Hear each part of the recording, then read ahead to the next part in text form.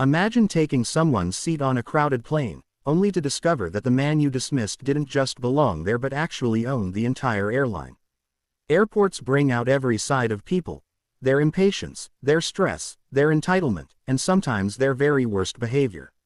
On one particular evening at Charlotte Douglas International Airport, a single decision by one woman turned a routine boarding process into a story that would leave strangers stunned, a cabin full of passengers whispering, and the internet roaring within hours.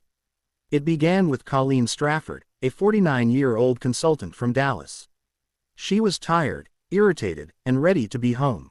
Her connecting flight had been delayed more than 3 hours, and her face showed every minute of the frustration.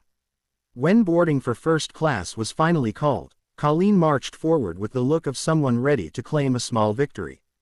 Her eyes landed on an empty seat in row 2, seat 2A, right by the window.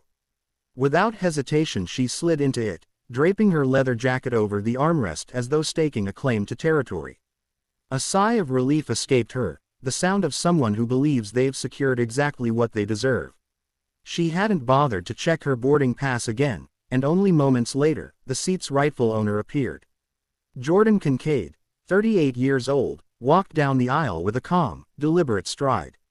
His charcoal gray suit was pressed, his tie neatly knotted, his expression unreadable. He was young for whatever position he held, but everything about the way he carried himself suggested quiet confidence rather than arrogance. Boarding pass in hand, his eyes fixed on the seat that belonged to him. He stopped beside Colleen and cleared his throat. "Excuse me," he said, his voice low but firm. "I believe you're in my seat.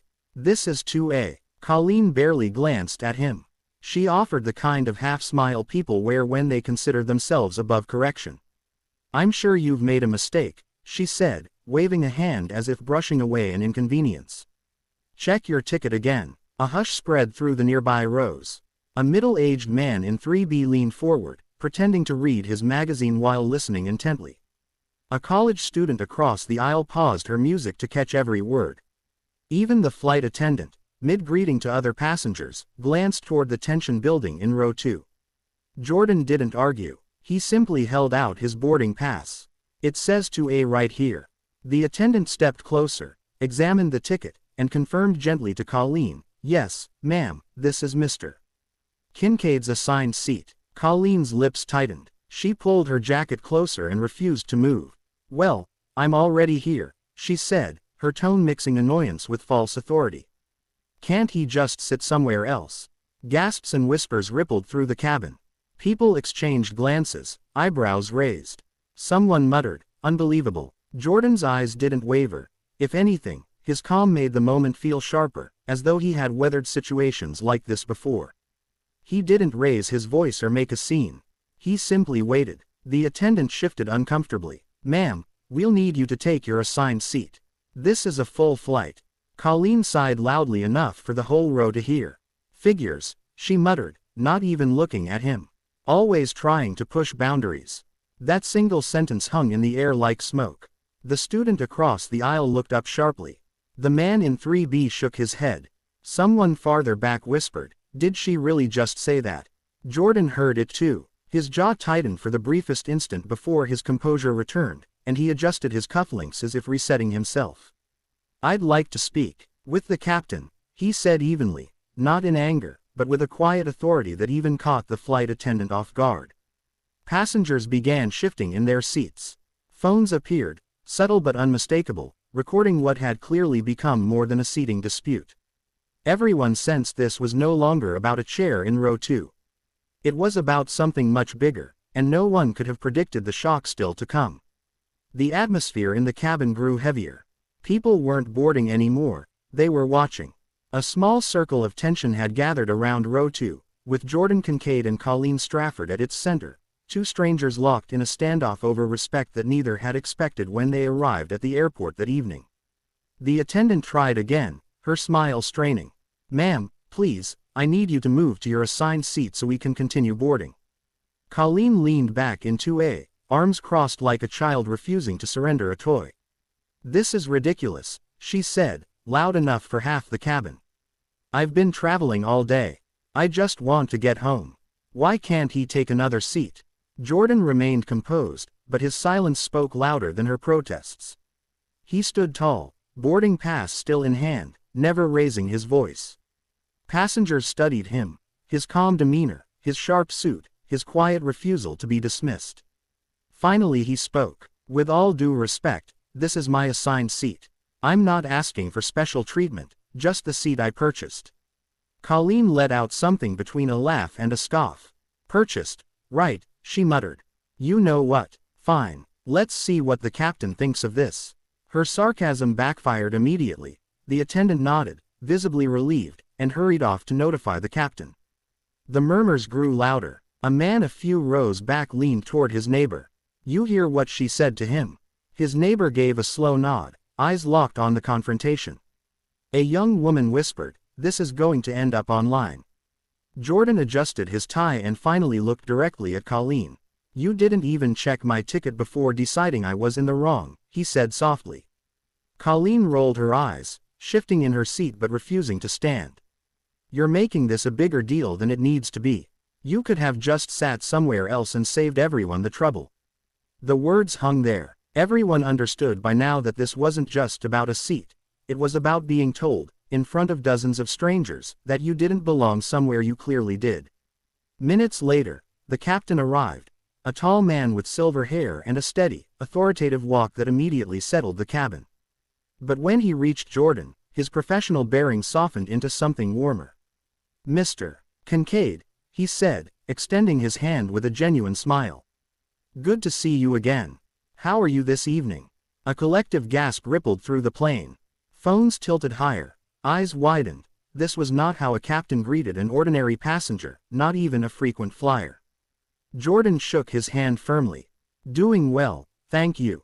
Looking forward to getting this flight underway." The captain nodded, then turned to Colleen, his voice polite but unyielding. "Ma'am, this gentleman is in his assigned seat. I need you to return to your own so we can depart on time." Colleen's cheeks flushed crimson. "Wait. You know him?" she stammered. The captain didn't hesitate. "Yes, Mr. Kincaid is the chief executive of this airline. Now, let's not delay the other passengers any further." The silence that followed was deafening. Colleen's eyes darted from the captain to Jordan and then to the rows of passengers now openly staring. Her face tightened as she grabbed her jacket with quick, jerky movements and stood.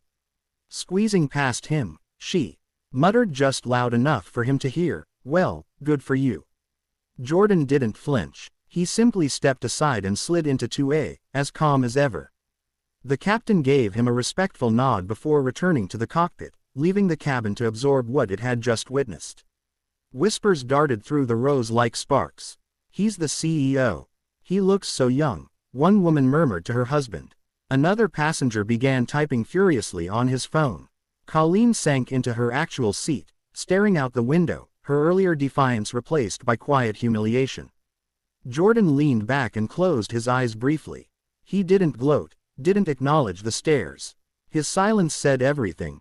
This was never about proving himself right, but about letting the truth stand on its own. And the story was far from finished, because the moment passengers began sharing what they'd seen, it was about to leave the cabin entirely. The plane hadn't even taken off, and already the story of Row 2 was spreading faster than any aircraft could fly. Passengers sat a little taller, stealing glances at Colleen, who looked as though she wanted to disappear into the upholstery. Across the aisle, a college student named Tyler Mendez whispered into his phone, "This lady tried to steal his seat and then said some messed up stuff, and he's the CEO. I'll send you the video," angling his phone downward as he pretended to scroll but kept recording. 2 rows back, a couple traded quiet, disbelieving looks. Jordan, meanwhile, sat in his rightful seat, the picture of composure, flipping through the in-flight magazine as though nothing at all had happened. But the passengers read his calm differently. It wasn't ordinary stillness, it was deliberate, and it spoke louder than any outburst could have. Colleen couldn't stay quiet for long. "People are acting like I committed a crime," she said, sharp and low. "I was just tired and sat down. That's all." Jordan turned his head slowly toward her, his voice carrying just enough weight to be heard nearby. "What you said after mattered more than the seat." The words landed heavily. Several passengers froze mid-motion. "You're making it sound like I said something terrible," Colleen shot back. I didn't mean anything by it. Jordan didn't raise his tone. Intent doesn't erase impact, he replied evenly. When you assume someone doesn't belong, that's not just about a seat on a plane. That's about something bigger. The silence that followed was piercing. Someone in 3B muttered, he's right. Colleen bristled. Oh, so now I'm some kind of villain because I was tired and frustrated. Her defensiveness couldn't quite mask the shame underneath. Jordan looked at her calmly. No one said you're a villain. But sometimes a moment like this makes us face the parts of ourselves we don't like to admit are there. It was the line that cut through the cabin like a blade, and it wasn't just Colleen who felt its weight, but everyone who had ever made a snap judgment, everyone who had ever let frustration disguise prejudice. Colleen tried once more, weakly. Look, you don't know me. You don't know what kind of person I am. Jordan's eyes softened, not with sympathy but with something steadier. You're right, I don't. But in this moment, what you said spoke louder than who you say you are. The attendant returned to check the overhead bins, her posture stiff, as if she too felt the weight of what had unfolded. The cabin seemed to exhale when she moved on, but the tension never fully lifted. Colleen turned to the window, her reflection staring back with the same disapproval she saw in the faces around her. Jordan returned to his magazine, flipping another page with deliberate calm, not to win, but simply to keep her words from defining him. And yet his restraint only magnified the weight of her misstep. The plane filled, the safety briefing played, but no one was really listening. Their thoughts lingered on what they'd just witnessed. What they didn't yet know was that the real consequences wouldn't come from inside the plane at all, but from the world waiting for them once it saw the footage. The moment that sealed everything arrived when the captain emerged again from the cockpit and walked the aisle with unmistakable purpose. He stopped at row 2. Mr. Kincaid, he said warmly, his voice carrying just enough for nearby passengers to hear as he extended his hand. Always a pleasure to have you on board. How are you tonight? Gasps rippled through the rows. This wasn't how pilots greeted passengers, not even loyal ones. This was personal. Jordan shook his hand and allowed the faintest smile. Good evening, Captain. I'm well, thank you. Appreciate you checking in. The captain nodded. Of course. We'll make sure you're comfortable. If there's anything you need, let us know. Colleen's face drained of color. Wait. Hold on. You know him, she stammered. The captain turned to her, polite but firm. Yes, ma'am. This is Mr. Jordan Kincaid, our chief executive officer. The sentence hit the cabin like thunder. Someone whispered, no way. A woman clutched her husband's arm. Tyler's phone shook slightly as he tried to keep filming without laughing from sheer disbelief. Colleen's mouth opened and closed without producing a sound, her face cycling from red to pale and back again as she clutched her jacket, fumbling for any sense of control. The captain didn't linger. He gave Jordan a final nod. We'll make sure this flight runs smoothly. Welcome back, sir, and returned to the cockpit, leaving a trail of hushta behind him. CEO. He's the CEO. Colleen whispered, half to herself. Jordan finally looked her way again, his voice calm, almost gentle. You didn't think I belonged here. But not only do I belong, I built the very thing you're sitting in right now. It wasn't loud, it wasn't angry, but it was devastating, and the truth carried its own weight. Passengers exchanged glances that said everything without words. The moment she had dismissed him, the moment she'd muttered under her breath, had come back around with a vengeance. Colleen's shoulders sagged. For the first time she seemed small in her seat, diminished not by insult but by the exposure of her own assumptions. Jordan, meanwhile, pulled out a notepad and began jotting notes as if preparing for work, his indifference to her discomfort only deepening the humiliation, because he didn't need to argue, the truth had already done the work for him. Behind them, passengers traded whispers. He was so young to be a CEO, Forbes had written about him last year. She'd really tried to make him give up his own seat, and it was definitely going online. Tyler texted the clip to a friend with the caption, "The woman who picked the wrong fight at 30,000 feet. Wait till you see this." Jordan didn't care. He wasn't performing for anyone. He'd faced worse before, but for everyone around him, it was unforgettable. The captain's respect, the truth revealed in a single sentence, the sense that they'd witnessed something rare. Boarding wrapped up. But nobody was talking about seat belts anymore, they were talking about Jordan Kincaid. Colleen sat rigid a few rows back now, turned stiffly toward the window, avoiding eye contact even as her humiliation remained plainly visible. Every so often her eyes darted toward row 2, gauging whether he was looking at her. He wasn't. Jordan leaned back, headphones loose around his neck, notepad still open, his composure almost unnerving in how little the incident seemed to have registered in his world. Around the cabin, the whispers continued. "Did you see her face when she found out?" "Priceless," one woman murmured. "I almost felt bad for her." "Almost," her neighbor replied. A man in business attire leaned toward his colleague. "Kincaid. That's the guy who bought Mid-Atlantic Airways a few years back, right?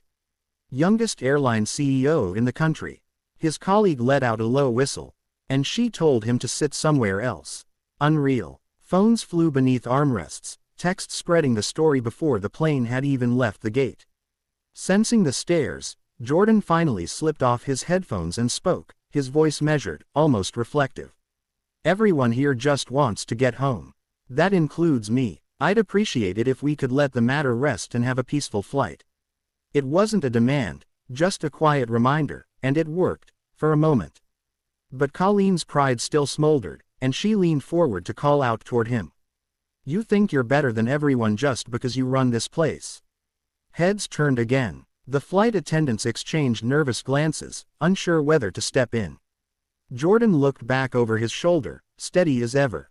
"No, but I don't think anyone's better than anyone else, either. And that's the difference." The line landed harder than any argument could have. Some passengers nodded quietly. One murmured, "That's how you shut it down." Colleen shrank back into her seat, out of anything left to say.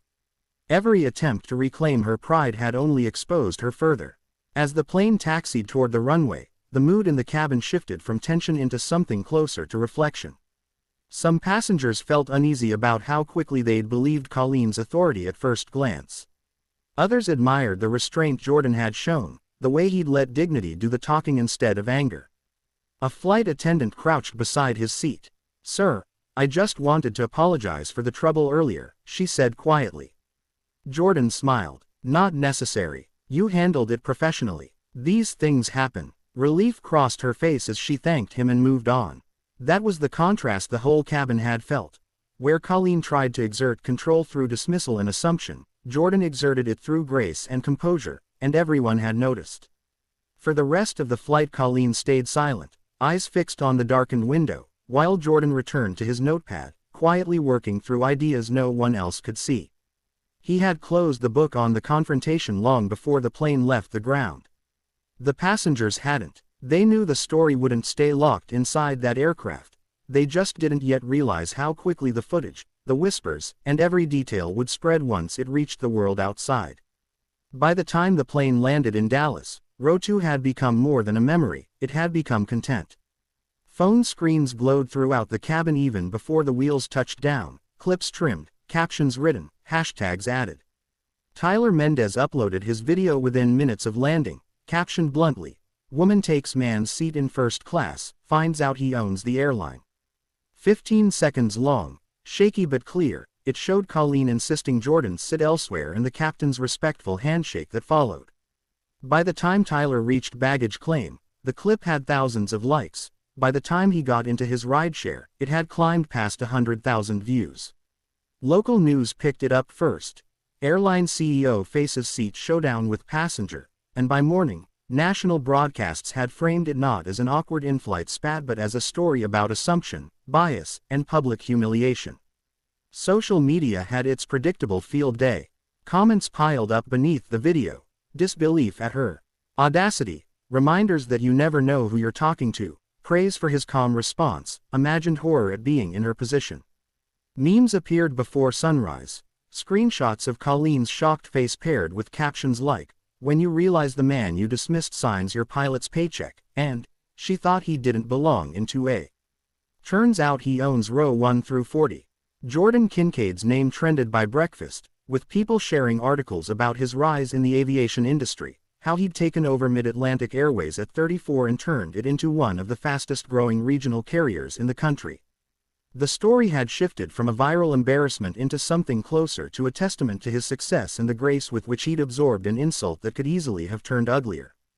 Colleen's name trended more slowly, but the internet is rarely merciful once it catches on. Someone matched her face to a professional profile, and the comments turned harsh. Calls for consequences at her consulting firm, think pieces about entitlement in corporate travel. She deleted her social media accounts within hours, though screenshots ensured nothing truly vanished. Jordan, for his part, said nothing publicly. No interviews, no statements, no attempt to capitalize on the attention. His silence only deepened the fascination. While the internet dissected every second of the footage and debated what Colleen had meant by her muttered comment, he simply went back to work, and that refusal to cash in on the moment earned him even more respect. At airports the next day, people whispered his name and gate agents glanced up hopefully from their monitors. Talk show hosts weighed in on the larger meaning. It wasn't really about a seat, one commentator said, but about the assumptions people carry, and the way looking down on someone can make you look smaller than you ever intended. Another added the obvious irony: if she'd simply treated him with respect from the start, no one would know her name at all. For ordinary viewers, the clip cut deeper than gossip. It made people think of times they'd been underestimated, or times they'd misjudged someone else. It stopped being a travel story and became a story about human nature, about how quickly pride and bias can collapse under the weight of plain truth. Jordan never spoke publicly about it, and he didn't need to. The world had already decided what it saw in him: composure, confidence, quiet strength. He had a meeting scheduled downtown that following day, a presentation to prepare, no time to scroll through the noise consuming everyone else. For him it was never about going viral or watching someone else's embarrassment play out for an audience. What mattered was the choice he'd made in that moment, meeting arrogance with composure, and prejudice with calm truth. That evening, walking through Dallas Love Field to catch a connecting flight, a man in his 40s stopped him. "Mr. Kincaid," he said, a little nervous, extending his hand. "I just wanted to say I saw the video. The way you handled yourself, that was something else. My teenage son showed it to me. We talked about it at dinner last night." Jordan shook his hand firmly. "Thank you. I'm glad it sparked a conversation. That's more important than the video itself." The man nodded, almost relieved. "It did. My son asked me if I'd ever assumed someone didn't belong somewhere. I had to be honest. I have. It was uncomfortable to admit, but necessary." Jordan smiled faintly and continued on his way. That was the part no algorithm could measure. The quiet, honest conversations happening in households across the country because of one 15-second clip. Colleen, meanwhile, retreated into silence. She issued no statements, gave no interviews. Her name was dragged through headlines she never wanted, her face spread across memes she couldn't escape. But in that silence she also had to sit with the truth of what her words had revealed, not just the humiliation of being caught. Online, opinion split over whether her life should be upended over a single moment. Some argued she deserved the backlash, others countered that everyone makes mistakes and that this one might become her chance to learn. What lingered longest, though, was the lesson beneath it all. Respect isn't optional, and it isn't something to hand out based on appearances, clothing, or assumptions about where someone belongs, because sooner or later, the truth cuts through. Jordan never needed to prove his worth to Colleen or to anyone else on that plane. His career had already spoken for itself. But in that moment, he'd given everyone watching a reminder that words carry weight even when whispered under one's breath, and that sometimes the smallest sentence reveals the biggest cracks in a person's character. Weeks later, the video still circulated, though its tone had shifted, less about Colleen's humiliation, more about Jordan's restraint. Leadership blogs dissected his reaction. A professor in Phoenix used the clip in a lecture on bias and dignity, telling his students, "Notice how he didn't shout, didn't retaliate. He let the truth stand on its own. That's real power." And maybe that was what stayed with people the longest. Not the embarrassment, not the memes, but the calm of a man who refused to let someone else's words define him. In the end, the story of Roe 2 was never really about a plane ride. It was about how easily people judge, how quickly they assume, and how sharply they can be reminded of their own blind spots. For some it was just a viral clip, for others, it was a mirror. Never underestimate the power of treating people with respect, whether they're a stranger in line at the airport, the passenger beside you, or the person who happens to own the airline. Because you never really know who you're speaking to, And more importantly, you never know what your own words will end up revealing about you. The next time frustration tempts you to snap, or pride tempts you to dismiss someone, pause. Choose dignity. Because seats, titles, and positions have never been what determine who deserves respect. Character does.